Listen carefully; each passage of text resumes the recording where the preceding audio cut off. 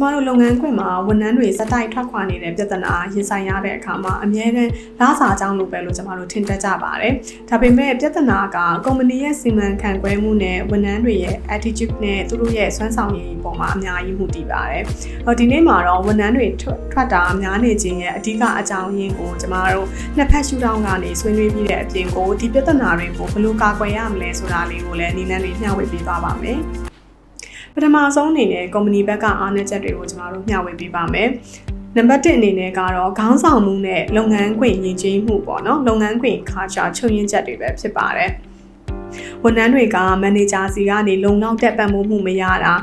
တရားမျှတမှုမရှိဘူးလို့ခံစားရတာဒါမှမဟုတ်လို့ရှင်လည်းယာထုတက်ဖို့အတွက်ကိုသူတို့အနေနဲ့အခွင့်အရေးမရှိဘူးလို့မြင်တဲ့အခါမှာဆိုရင်အလုပ်ထွက်ဖို့အတွက်ကိုစဉ်းစားတတ်ကြပါတယ်အဲ့တော့တယောက်နဲ့တယောက်ချိတ်ဆက်ပြောဆိုမှုတွေအားနည်းတဲ့အလုပ်ခွင် culture ဒါမှမဟုတ်လို့ရှင်လည်း personal time နဲ့အလုပ်ချိန်မျှတမှုမရှိတာတွေကလည်းကုမ္ပဏီပေါ်မှာယုံကြည်မှုအများကြီးလျော့ကျစေပါတယ်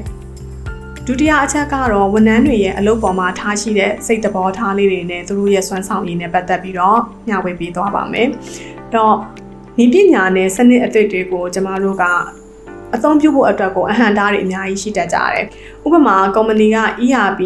AI စတဲ့စနစ်တွေပေါ်မှာယင်းနှိမ့်နှံမှုပေးထားပေမဲ့ဝန်ထမ်းတွေကအဲ့ဒီ tools တွေကိုအလုပ်တွေလို့သဘောထားပြီးတော့အသုံးပြုဖို့အတွက်ကိုညှင်းဆန်တဲ့ပြဿနာကြုံတွေ့ရနေရှိပါတယ်။အဲ့တော့ခေတ်မီတဲ့နည်းပညာကိုလက်မခံပဲလက်ရှိအခြေအနေမှာပဲရန်တက်နေခြင်းနဲ့ဝန်ထမ်းတွေရဲ့ဒီပေါ့နော်စိတ်နေစိတ်ထားပြီးအလုပ်လုပ်တဲ့ပုံစံလေးတွေကလုပ်ငန်းရဲ့တိုးတက်မှုကိုအများကြီးအဟန့်အတားဖြစ်စေပါတယ်ဒီလိုမျိုးလုပ်ငန်းရဲ့ရှေ့ဆက်သွားမဲ့ဥတီခြင်းနဲ့မကိုက်ညီတဲ့ဝန်ထမ်းတွေကိုကျမတို့နောက်ဆုံးမှာတော့ကိုယ့်ရဲ့လုပ်ငန်းခွင်ကနေလမ်းခွဲရလေးရှိပါတယ်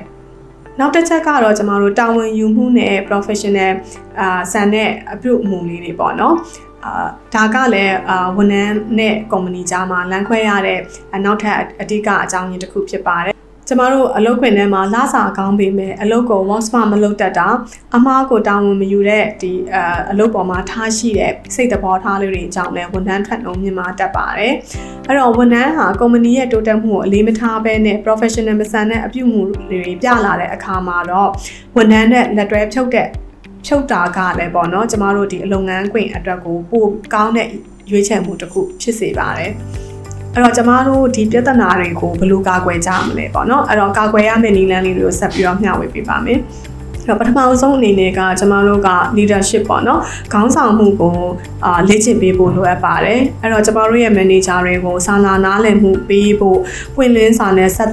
ချိတ်ဆက်ပြောဆိုဖို့ပြီးတော့တရားမျှတတဲ့စီမံခန့်ခွဲမှုပုံစံတွေအတွက်ကိုအလေးထားလေ့ကျင့်ပေးပြီးတော့manager တွေနဲ့အဖွဲ့သားတွေကြားမှာယုံကြည်မှုကိုတည်ဆောက်ပေးဖို့လိုအပ်ပါတယ်။နောက်တစ်ခုကကျတော့ change management ပေါ့နော်အပြောင်းလဲကိုစီမံခန့်ခွဲတတ်ဖို့ပေါ့။အဲ့တော့နည်းပညာအသစ်တွေကျမတို့မိတ်ဆက်တဲ့အခါမှာဘာကြောင့်ဒါတွေကိုသုံးရတာလဲဆိုတဲ့ရည်ရွယ်ချက်ကိုရှင်းရှင်းလင်းလင်းရှင်းပြဖို့လိုအပ်ပါတယ်။အဲ့တော့စနစ်အသစ်တွေကဝန်ထမ်းတွေရဲ့အလုပ်ကိုဘယ်လိုပို့ပြီးတော့လွယ်ကူမလဲဆိုတာကိုနမူနာတွေနဲ့ကျမတို့လက်တွေ့ပြဖို့အရေးကြီးပါတယ်။ပြီးတဲ့အခါမှာလည်းရှင်းလင်းတဲ့စွမ်းဆောင်ရည်စံနှုန်းတွေကျမတို့ချမှတ်ဖို့အရေးကြီးပါတယ်။အဲ့တော့အလုပ်ကို work smart မလုပ်တတ်တာပြီးတော့ attitude ပိုင်းအားနည်းတာတို့အတွက်ကကုမ္ပဏီမှာလိုက်နာရမယ့်မူဝါဒတွေကိုကျမတို့ကရှင်းရှင်းလင်းလင်းနဲ့ချမှတ်ထားဖို့လိုအပ်ပါတယ်။အဲ့တော့စွမ်းဆောင်ရည်စံနှုန်း KPI တွေကိုတိတိကျကျတိုင်းတာပြီးတော့တာဝန်ယူမှုမရှိတဲ့အပြုအမူတွေအတွက်ကိုကုမ္ပဏီအနေနဲ့လက်မခံဘူးဆိုတာကိုလည်းကျမတို့ရှင်းရှင်းလင်းလင်းပြသထားဖို့လိုအပ်ပါတယ်အဲ့တော့ကျမတို့ဒီနေ့မှာကုမ္ပဏီရဲ့အားနည်းချက်ကောဝန်ထမ်းဘက်ကအားနည်းချက်ကောနှစ်ခုလုံးကိုပေါ့နော်မျှဝေခဲ့ပြီးတော့ကာကွယ်ရမယ့်နည်းလမ်းတွေကိုလည်းကျမတို့ရှင်းပြခဲ့ပါတယ်ဒီနည်းလမ်းတွေကိုကျမတို့ကထိထိရောက်ရောက်နဲ့